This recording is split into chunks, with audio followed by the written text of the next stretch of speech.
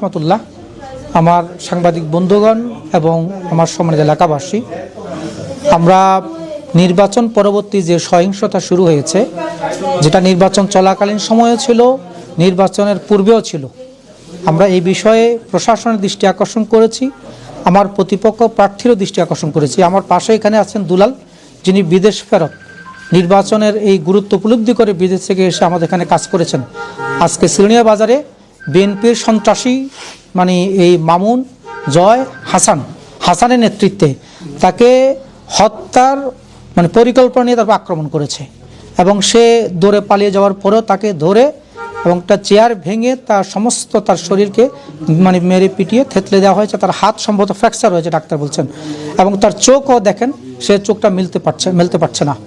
আমরা এই জঘন্য সন্ত্রাসী কার্যক্রমের তীব্র নিন্দা এবং প্রতিবাদ জানাচ্ছি। প্রশাসনের সাথে কথা বলেছি, এদেরকে গ্রেপ্তার এবং শাস্তি দাবি করছি।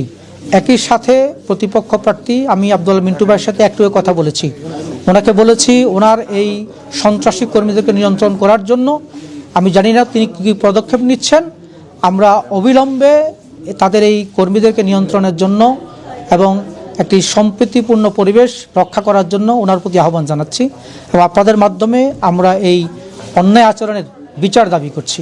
আসসালামু আলাইকুম।